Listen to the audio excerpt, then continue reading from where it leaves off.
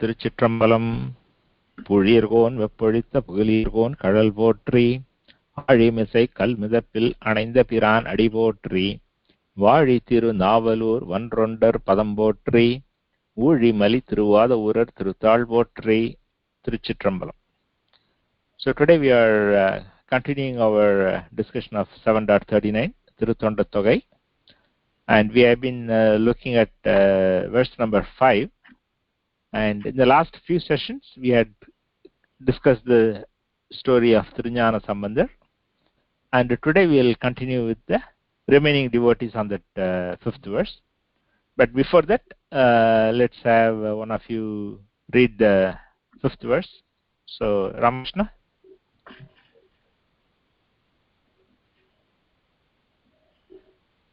It's still opening.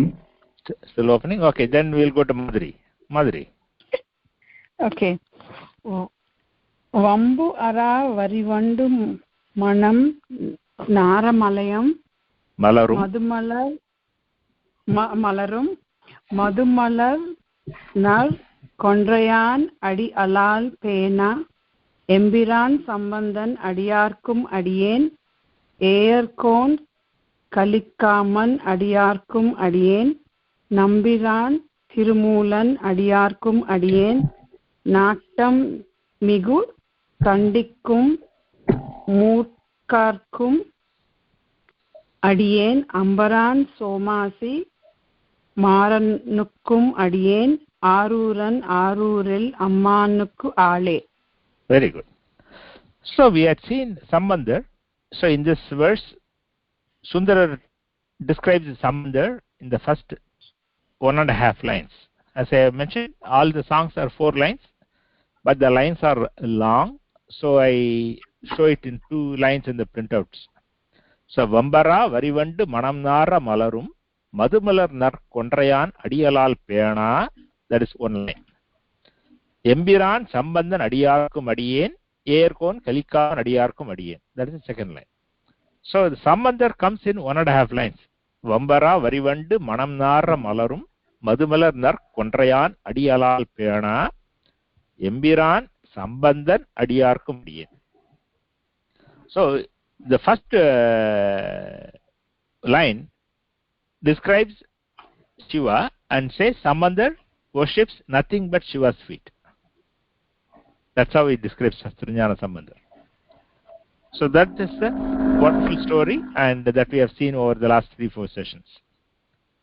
The next saint listed on this song is EyarkOn kalikkAman adiyarkum adiyen. So EyarkOn kalikkAman is the name of the saint. And earlier we had seen the story of Manakanjarar, and Manakanjarar is one of the 63 nayanmars, and he had a daughter, and that daughter was given in marriage to EyarkOn kalikkAman. We had seen that in Manakanjara's story, how when the girl was going to get married, it was the wedding day, and early in the morning, the Shiva comes as a, like a Maviradi, as they describe it. So basically, comes like one of the sects of saints of Shiva sects. As a sannyasi, he comes and stops outside Manakanjara's house. Manakanjara comes and falls at his feet. He calls out his girl and wife to come and fall at his feet. So then that sannyasi says, hey, looking at the young girl, the bride's, the girl's hair, oh, this hair is so nice, that will come in very useful for my Panchavati. Panchavati is the sacred thread that's made up of hair, human hair. And immediately Manakanjara doesn't think twice. He takes out his whatever knife, whatever he had, immediately cuts off the girl's hair and gives it to him. And then immediately he disappears and Shiva appears and blesses them. So imagine the girl, the father was willing to do it and the girl was willing to let it happen, of getting her hair chopped off on the day of her wedding. The cutting off the hair is considered inauspicious for a girl, and that too when she was going to get married. Just imagine that. And that girl was such a special girl. And then Manakanjarar, next day, the wedding happens. EyarkOn kalikkAma comes. He hears about all this and he feels disappointed that if he had come earlier, he would have seen Shiva too. And anyway, the wedding happens. So, bottom line, the girl who is the daughter of Manakanjarar, who is one of the 63 nayanmars, marries EyarkOn kalikkAma, who is also one of the 63 nayanmars. Again, the 63 nayanmar concept comes later. At that time, they were all devotees.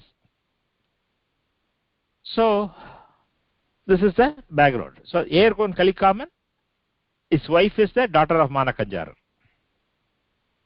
And EyarkOn kalikkAma by himself is a great Shiva devotee.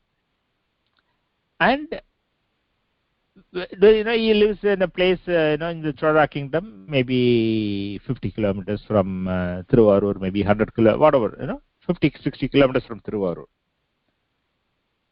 And in Sundarar's story, there's a major event that happens. We haven't seen Sundarar's story so far, but in Sundarar's story, Sundarar comes to Thiruvarur.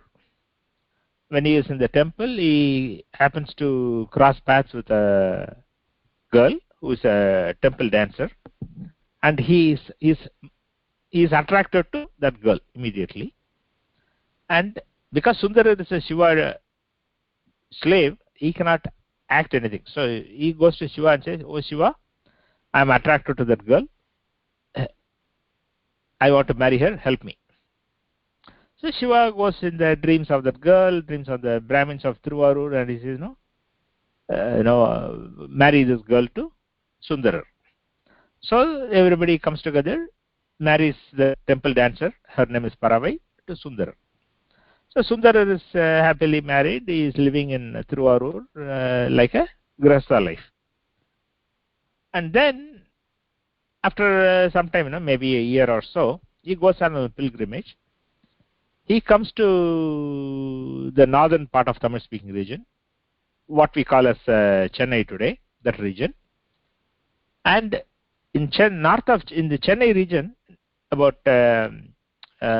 northern suburb of Chennai now, there is a place called thirumUla. He goes to thirumUla, and there's a big Shiva temple there. And when he was going to worship Shiva in the temple, he happened to see a girl who was doing service in the temple. She was making garlands and all that. And for whatever reason, his mind was attracted by that girl. So again, he goes to Shiva, says, "Shiva, I want to marry this girl." And that girl, he says, okay, he tells her that girl. And then next day she comes to the temple and she meets Sundarar, and Sundarar says, "I want to marry you." And she says, "Okay, I will marry you, but on one condition. Promise me that you will not leave Thiruvuttriyur, because I know that you are already married and you have a first wife in Thiruvarur. If you marry me, after some time you will want to go back to Thiruvarur. Promise me that you will stay in Thiruvuttriyur, only then I will marry you." Sundarar makes a promise, and then he lives there. And then after some time, he wants to go see the Shiva of Thiruvarur.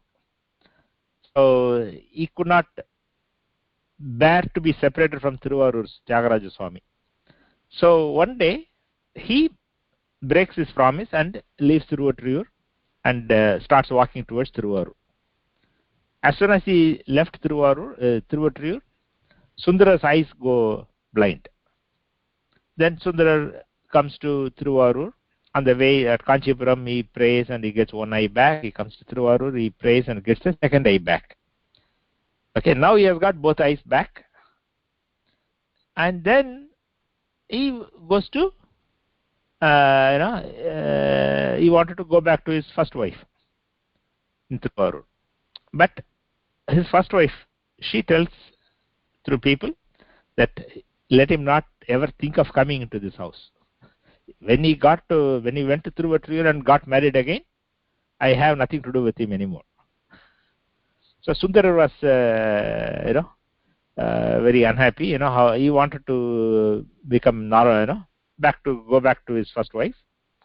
So he goes to Shiva and says, Shiva, you are my friend. You have to help me.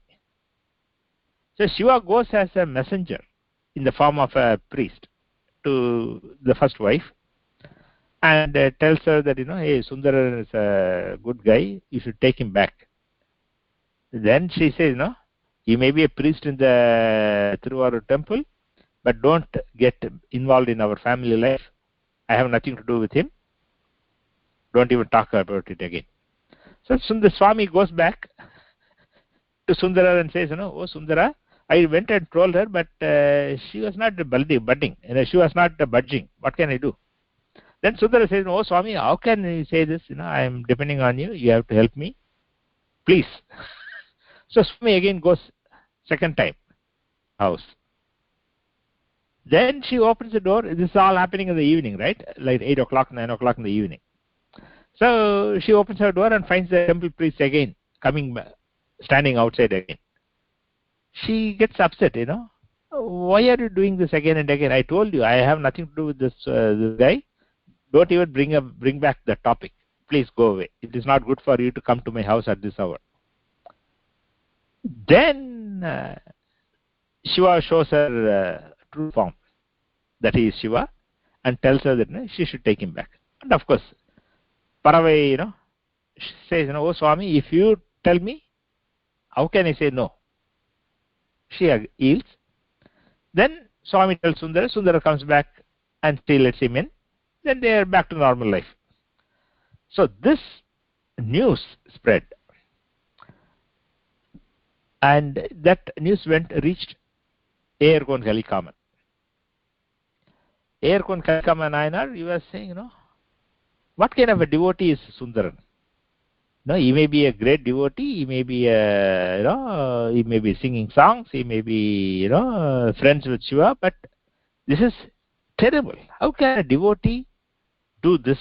How can he send Shiva as a messenger to his wife so that he can get back with his wife? What kind of a devotee is he? So EyarkOn kalikkAma thinks about this event, that Sundarar sent Shiva as a messenger to his first wife to make her accept him again. He just couldn't digest it. He says, I don't know what I will do if I see this guy. He's not a devotee. He's a terrible guy. Even, how can I? Basically, he was very angry with Sundarar. And he says, I don't want to see him again. If I see him, I don't know, I will kill him. I don't know what to do. That kind of thing. So this news comes back to Sundarar. Sundarar feels bad, that such a great devotee is angry with him. So he again goes to Shiva. Says, oh Shiva, help me, help pacify EyarkOn kalikkAma so that, he will be friendly with me. Shiva after some time says, don't worry. I will give him sulai and you can go and cure him. And so Shiva gives EyarkOn kalikkAma sulai disease. We have seen sulai disease in the context of Thirunavukarasar story.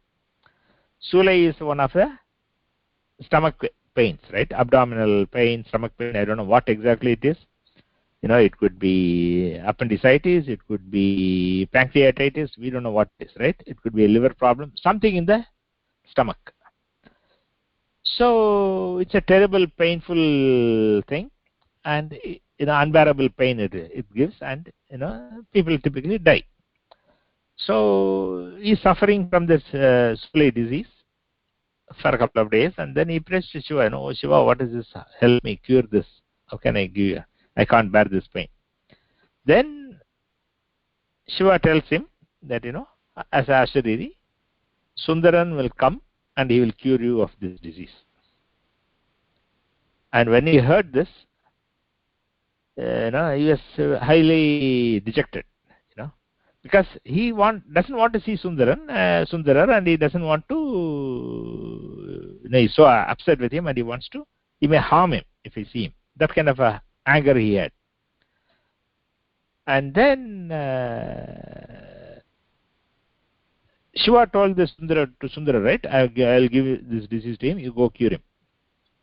So Sundarar is on his way from Thiruvarur to the place where EyarkOn kalikkAma is living. So maybe when he was about 5-6 kilometers away, he sends people ahead of time saying that, I am coming to see him. I will help him. I will help cure his disease and all that.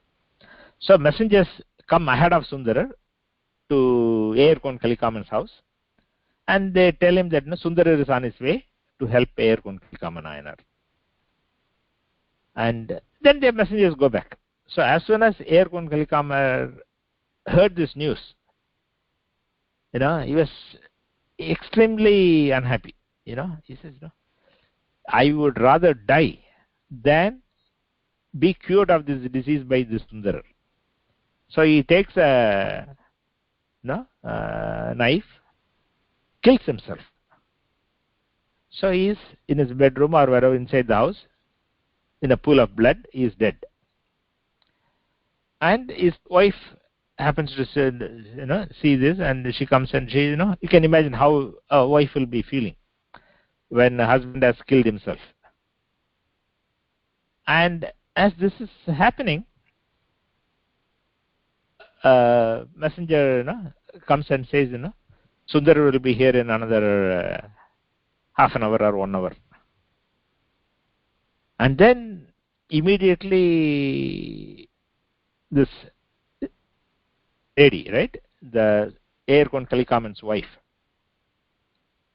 she immediately changes her clothes, freshens up, tells all the servants, whatever servants they had, to decorate the house, ready to welcome Sundarar. And she tells them, don't tell Sundarar that this has happened. And Sundarar comes. She invites him with a pleasant face, offers him all the upacharams that one will offer when a great person comes to your house. She seats him in a place in the front hall of the house or wherever, and then doing other welcoming things and whatever. And then Sundarar says, where is EyarkOn kalikkAma? I want to see him. And she said, don't worry, he's all right. He's still sleeping. Don't worry. She doesn't want to tell him that he's dead and he's lying inside. And you can imagine if his wife, EyarkOn kalikkAma's wife, could hide her grief and show a face of normalcy. You can imagine how much mental strength she had. And Sundarar feels anxious. He wants to go see EyarkOn kalikkAma. He says, no, it's okay. Even if he's sleeping, that's okay. I will go. Let me go see him. So he goes inside and goes into the bedroom, and he finds EyarkOn kalikkAma lying in a pool of blood, dead. He realizes what had happened, and he says, I can't bear myself this news. I would rather die myself. And then he picks up that same sword and tries to kill him. Sundarar tries to kill himself for having caused this tragedy. And at that time, with Shiva's grace, EyarkOn kalikkAma gets up from death. He becomes normal again. He holds Sundarar's hand and stops him from harming himself. And then, of course, Shiva's Ashariri, they both hear, and then they become friends again. So the reason why I'm mentioning this is that EyarkOn KalikkAma is such a great devotee that he married the daughter of another great devotee, and he was friends with Sundarar. So that was his level of greatness. And his wife was, impressive. In the Periya Puranam, for whatever reason, we don't know the names of some of the great women devotees in this story.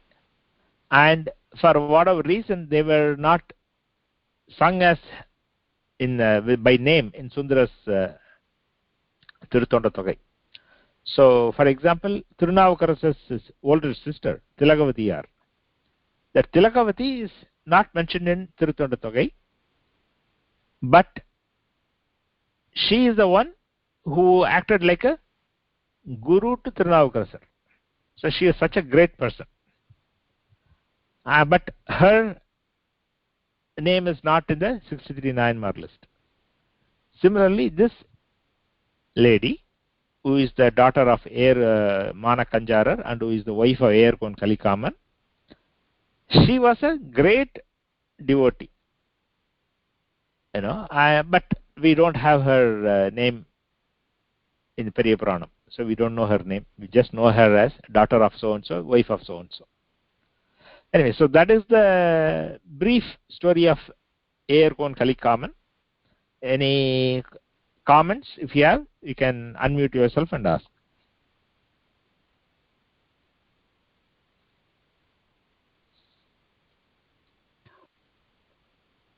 Is there a meaning to his name? It says it sounds different. Yeah. What does that mean? EyarkOn KalikkAma. EyarkOn. Kon means Kon is the Tamil word for a chief or a king, and Eyar is I think it comes from probably a word like Heheya or something, Heheya, something like that. So it could be that in the book they do give some description what that means. Okay, let me see if I find. So that's just a family name, I think, EyarkOn. Okay. And KalikkAma is KalikkAma. They are all the names of those days. People don't have those names today, right? Because the naming traditions or naming conventions or what are popular names, they keep changing over time. So if you look back, it's probably true in every part of the world, right? The names that were common 200 years ago, they will not be common today. The trends change. So EyarkOn, the KalikkAma is his name.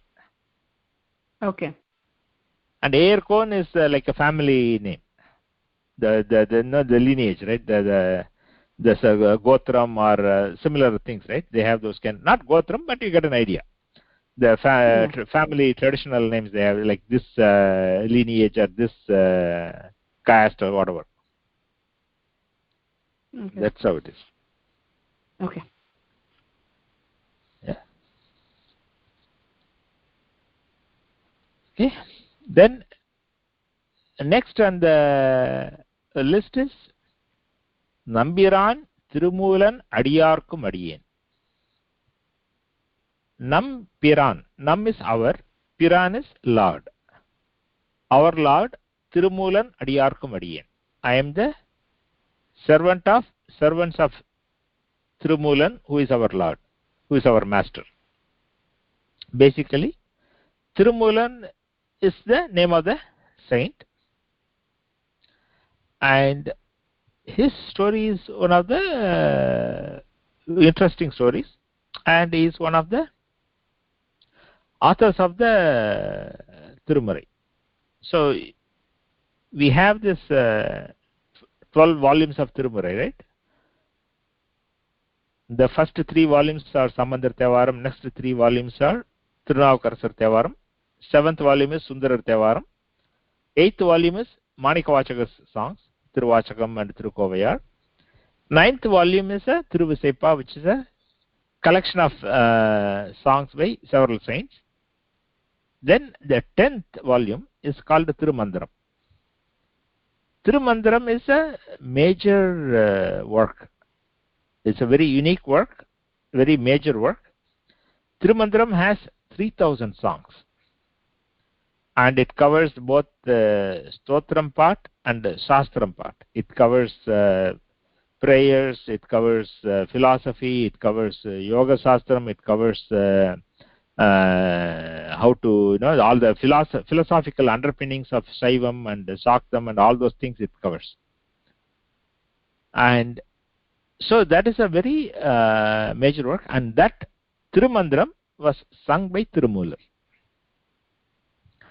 And the thirumUla was a great yogi, and he says in his thirumUla that he comes from the he's one of the disciples of Ishvara. He mentions that he's a Shiva yogi, and the tradition says that he was friends with Agastya, and he came from the north, from the Himalayan region, to the south to meet Agastya. As you know, Agastya, in the Shiva Parvati wedding, Agastya came to the south, and so Agastya remained in the south. So this Shiva yogi came from north to south, and on his way he visited several temples, and he visited Chidambaram, and from Chidambaram he was on his way further south. And when he was somewhere near a place called thirumUla, maybe 5 kilometers or whatever from that place, as he was walking along, he found a herd of cows, right? There were a bunch of cows, maybe 15-20 cows, standing in a group and lamenting. The cows can communicate, right? From the cows noise that they make, whether they are happy, whether they are sad. And cows can also have tears. So he goes close by, and he finds that the cows are all sad and with the tears flowing from their eyes, surrounding the cowherd who was lying on the ground. We don't know what happened. The cowherd is dead. Whether he died because of a snake bite, whether he died because of heart attack, we don't know. But the cowherd was lying there dead, and the cows that he had brought for grazing, they were all attached to him because he obviously was caring for them for a long time. So the cows know him very well. They are attached to him. So they find that he is lying on the ground and dead. Even though they cannot express the words, all animals know when something is dead. So they are lying there. They are standing around him, and they are trying to lick him and trying to wake him up and do all that. So the Shiva yogi looked at this, and he felt very. He took pity on those cows, So he thought that he will try to pacify them or make them feel a little bit better and take them home. So what he did is that, there is in Tamil we call this the Vidya as Kudu Vittu Kudu Paidal. That means that the yogis, Shiva yogis, the great yogis can take their life force and put it into another body. So he decided to take his life force, put it into this cowherd's body, and so that the cowherd will come back to life and the cows will be happy. So the Shiva yogi hides his body in a place, in a hollow, in a tree hollow. He puts his body so that it will remain safe, and then takes his life force and puts it this cowherd's body. So the cowherd is alive now, but inside him is the yogi, Shiva yogi. So he gets up. As soon as the cowherd gets up, the cows are all happy. And then the cowherd takes them back to the village, and you know how it is, right? The cows know which house each one belongs to. As soon as you come into the village, the cows will automatically go to their individual houses. And so he comes back, and the cows automatically go into all their houses. It's already evening, so he comes back to the place where he had kept his body, original body. But he cannot find it anymore. I don't know, the story doesn't tell us what happened, whether lightning hit and that thing got burnt, or whether some other animals ate it away. We have no idea, but he doesn't find his body anymore. So he's wondering, what happened? Why did this happen? So he comes back to the village, and in the village there's a common hall, right? The village temple or whatever, temple mandapam, wherever it is. He comes and sits down, and he's thinking, why did this happen? What is the meaning of this? What am I supposed to do now? He was thinking about all that. At that time, a woman comes to him and says, "Oh, dear husband, why are you sitting here? Come home. Why are you sitting here all alone?" That is the cowherd's wife. And the cowherd says, I have nothing to do with you. You go back. I'm not coming. I have nothing to do with you. You go. And you can imagine what will be the plight of a wife when the husband tells her, I have nothing to do with you anymore. Go.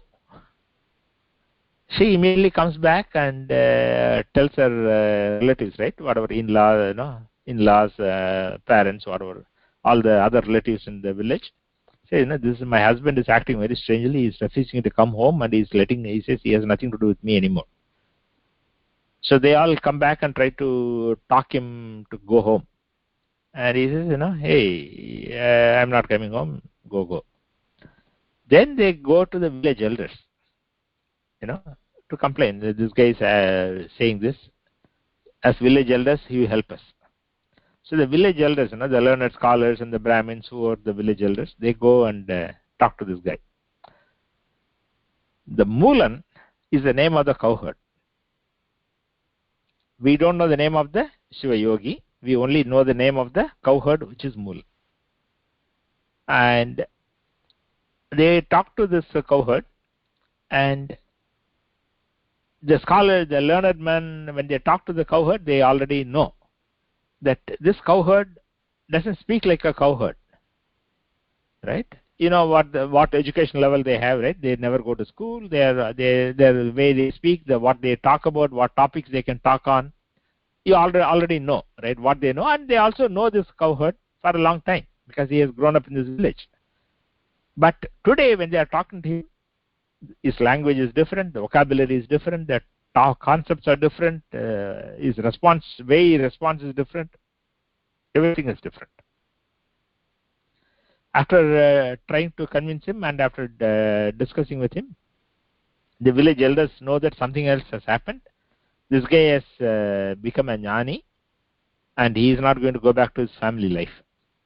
So they tell his wife and family, something has happened to him. He has become a jnani, so he is not coming back to you, so don't bother him. Go back. And then thirumUla comes to the temple, Thiruvavadudari temple, and outside the temple, near the temple, there is a big tree, and he sits beneath the tree, and he goes into samadhi, meditation. He is a yogi, so he goes to the samadhi level, and then he realizes that it is Shiva's wish that he sing the agamas and the yoga shastras in Tamil. So he comes out of the nishtai and then starts singing. And the tradition is that he will go into the samadhi state, and after 1 year he will come out, he will sing one verse, and again he will go back to samadhi state. So like that, he sang 3,000 verses. And all these 3,000 verses together are called thirumandram. So thirumandram is very wonderful work, and there are some English translations available, but thirumandram is such a work that you need a proper guru to understand and learn and practice, because it talks about stotram part is okay, it talks about the philosophy, which is also okay, but then he goes into the yogic practices, the ashtanga yogam, the yama, niyama, asana, pranayama, pratyahara, all those things. So he goes into all of them and describes them, and then he talks about the tattvams, he talks about panchaksharam, and he talks about different types of panchaksharam. There is something called the stula panchaksharam, there is something called the sukshma panchaksharam, then there is karana panchaksharam. So he describes all those things in his poetry. So this is thirumandram is a great work. It is the 10th volume in the 12 volumes of Saivate Tirumurai. And then, of course, that's the gist of his story.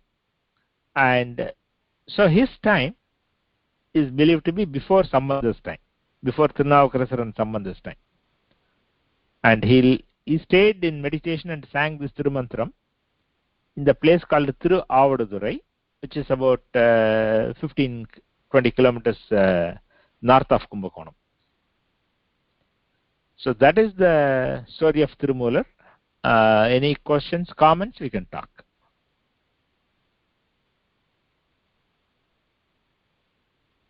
If you're on mute, you can unmute and ask.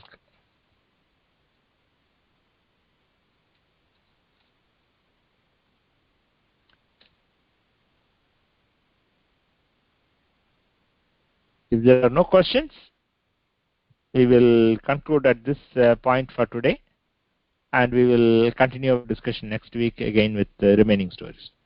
Tiruchitrambalam.